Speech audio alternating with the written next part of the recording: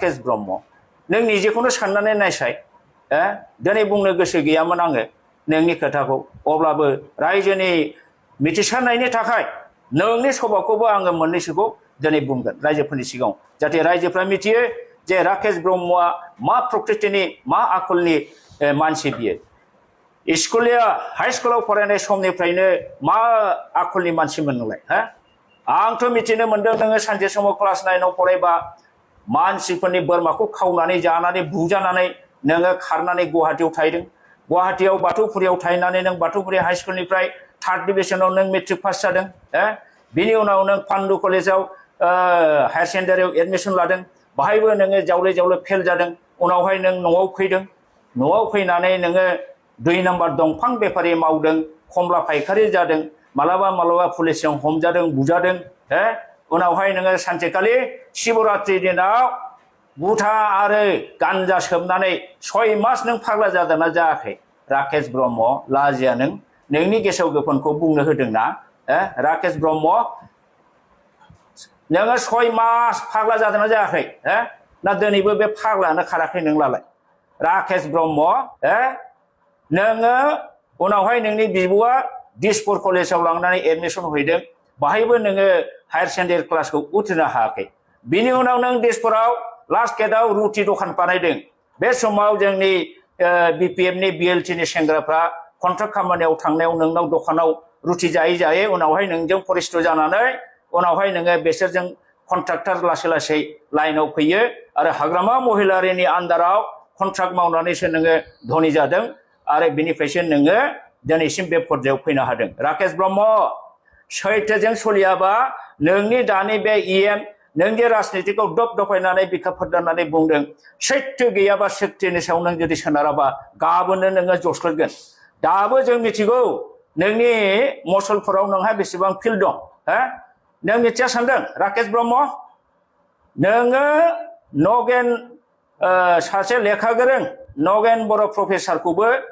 नोङो माखासे जाहोननि थाखाय नों बेखौ गुन्दा लागायना होनानै बुहोदों मानो सासे लेखा गोरोंखौ जुक्ति खोथाफोर बुङोब्ला तर्क खालामोबा नोङो बुहोग्रा आंखौबो खाथियावबा नोङो हयथ' दिनै बुहोखांसिगौमोन नङा होमबा राकेश ब्रह्म बेनो नोंनि चरित्र बोरमा सिखाव लाजिया नोङो गावनि सभा चरित्रखौ बेसेबां सानदों नों जोंनिखौ नोङो तदन्त खालाम दतमायाव फैनानै सोंफै नोङो बबे जुगाव बबे दिनाव बबे गामियाव आङो सेन्देलनि माला गानहोजाया माब्ला बबे जायगायाव आङो जौ लोंनानै उन्दुनानै थाया राकेश ब्रह्म प्रमान होनो हागोन बेबादि नंखाय मिसायै आंखौ व्यक्ति सन्मान हानि खालामनायनि थाखाय नोंखौ आं दिनै गोबां थाखानि मान हानि गसर होनो दिनै रेडि ओंखारबाय आङो दिनैनि बोथोरावनो आङो बेनि केसखौ होगोन बेनि थाखाय नों साखाफारा जानानै थाखा राकेश ब्रह्म खोथाखौ खुगाखौ दं होननानै जानला मोनला नों दाबुं दिनैसिम नोङो गोबां लिडारफोरखौ गाज्रि गाज्रि रायबाय सानसुमा बुजायबाय दावराव देख्रेखौबो नों गाज्रि गाज्रि रायबाय हाग्रामा महिलारिखौबो नों गाज्रि गाज्रि रायबाय नों रायै सोर दंबावो आरो नोंनि रायनायनि भाषाया मोनसेबो सभ्यता गोनां सभ्य मानसिनि बाथ्रा नङा असभ्यनिसो बाथ्रा जोब नोंना राकेश ब्रह्म नों सासे लेखा रोंदों माने मेट्रिकल' पास नों जेबो भद्रतानि सोमोन्दै मिथिया नों जेबो पलिटिकेलनि सोमोन्दै मिथिया नोंनाव नैतिक गियानाबो निश्चय सभा चरित्रआबो मोजां नङा नंखायनो बेबादि भाषाया नोंनाव फैयो नों सानदों नामा जे अमर सिंह ब्रह्मखौ बेबादि बुङोबा नोंनि सैथो खोथा बुंनायनिफ्राय जानगार होनो हागोन खबरदार don't think it don't expect Amar Singh Brahma बेबादियाव साइलेन्ट थाग्रा नङा सैथोजों जुजिग्रा बर'फा उपेन्द्रनाथ ब्रह्मनि शिशु एखेलगे बर'फाजों जोङो कटन कलेजाव इउनिभार्सिटि साइन्स फरायनाय मानसि आङो बिनि उनाव आङो एमए पास जादों बिनि उनाव आङो बिएड पास जादों I am one of the most successful block elementary education officer during my period कसुगावआव फै कसुगाव आनसलिकआव सों नोङो मूर्ख कसुगाव आनसलिक एबसुआव सों आं माबादि अफिसारमोन दिनैसिमबो कसुगाव रायजो राजाफ्रा आफसोस खालामो बिनि उनाव आं गसाइगावआव बिअ जाहैदों गसाइगावनि स्टाफ गसाइगावनि रायजो मास्टारफोरनाव सोङै राकेश ब्रह्म मास्टारफ्रा अफिसार अफिस स्टाफआ मा सार्टिफिकेट होयो दिनैसिम बिथांमोनहा आफसोस खालामो बोले सारबादि आरो जोङो अफिसार जिबनाव मोनला आंनि बे साक्सेसफुल गुड एडमिनिस्ट्रेटर बे एथ' मोजां नाम सुनाम मोननाय बे नामखौ नोङो दिनै नंखाय खोथा असैथ' खोथाजों आंखौ दानख्लायनो नागिरदों नङा होमबा राकेश ब्रह्म जाफुङा सैथोआ जेराव गैया बे मालाबाबो देरहासारा नोंनो असैथोजों सोलिनायनि बावला नोङो जलदब गोलैनोसै दिनै नोंनि एगेन्स्टै नोंनि समस्थिनि मानसियाबो दिनै गासिबो बिर'धि नोंनाव लोगोआनो गैला नों लाजिया नोङो सोर दंबावो नोंजों सासेल'सै नोंजों बापन बर' होननायल'सै बाद बाखिया गासिबो नोंजों आलादा जाजोब्बाय नोंनि सभाब चरित्र थिग गैयिनि थाखाय नोंनि खोथा बाथ्रा थिग गैयिनि थाखाय राकेश ब्रह्म मानहानि गसराव गसंनो थाखाय राजि जादों नोङो आं नोंखौ वार्निं होबाय दिनै दा आङो रायजो राजा बिथांमोनखौबो खावलायो सासे इएम जानानै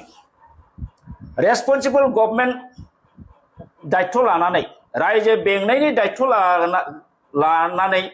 सासे इएमआ बेबादि बाथ्रा बुंनाया बेबादि इएमखौ बेबादि लिडारखौ लिडार होननानै बोरै गनायनो हायो बोरै बर'लेण्डखौ सालायगोन बेलाय बे राकेश ब्रह्मआ बेबादि गुनजों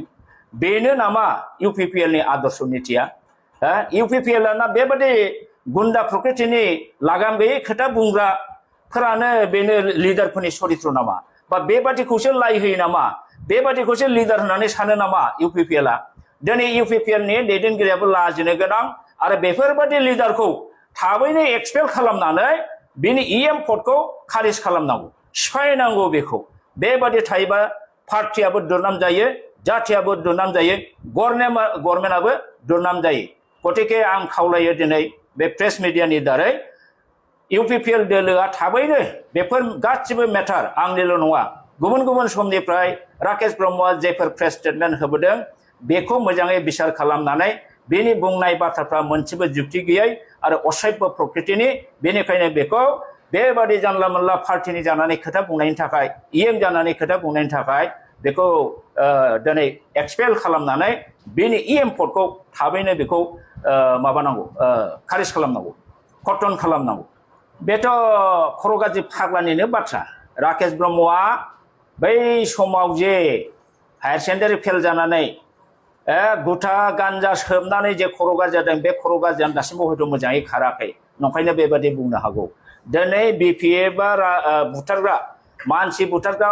हानजा बा पार्टि बोरै बुंनो हागौ मा प्रमाण दं बेहालाय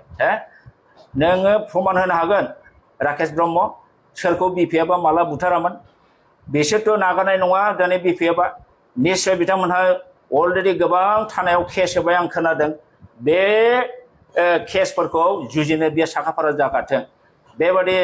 दिनै एसे पावाराव मोनदों होननानै जानला मोनला गुबुन पार्टिखौबो बखिलाबायनाय बे बिराद मुगैजाथाव